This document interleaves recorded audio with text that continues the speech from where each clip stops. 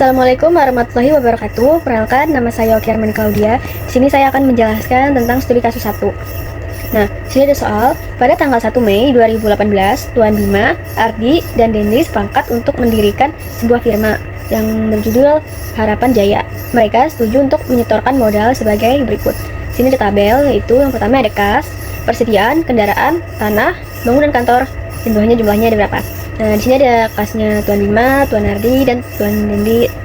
Ya. Nah, lalu di sini kita disuruh membuat ayat jurnal yang diperlukan untuk mencatat pembentukan firma Harapan Jaya.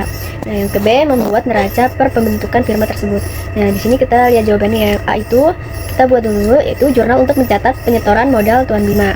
Nah, di sini Tuan Bima menyetorkan kas di debit sebesar 120 juta dan kendaraan di debit sebesar 18 juta dan bangunan kantor sebesar 12 juta.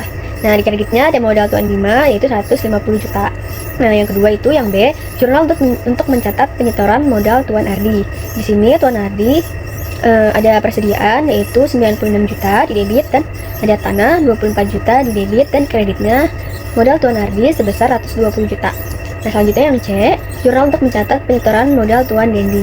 Nah, di sini ada kasnya di debit 30 juta, terus persediaannya di debit 48 juta, kendaraannya di debit 42 juta, dan tanahnya di debit 60 juta. Nah, modal Tuan Dendi yaitu 180 juta. Ini untuk jawaban yang A ya. Nah, untuk jawaban yang B, kita di sini buat laporan posisi keuangannya. Nah, di sini ada aset lancar, aset tetap, kewajiban, dan ekuitas. Aset lancarnya terdiri dari kas 150 juta, persediaan 144 juta, dan total aset lancarnya ada 294 juta. Nah, itu aset lancar. Nah, aset tetapnya yaitu tanah 84 juta, bangunan kantor 12 juta, kendaraan 60 juta, dan total aset tetapnya 156 juta. Semua ditotalnya aset tetapnya jadi 450 juta. Lalu di sebelahnya ada kewajiban dan ekuitas. Nah, ekuitasnya ada modal Bima 150 juta, modal Ardi 120 juta, dan modal Dendi 180 juta. Total kewajiban modalnya ada 450. Sekian dari saya, kurang lebihnya mohon maaf. Wassalamualaikum warahmatullahi wabarakatuh.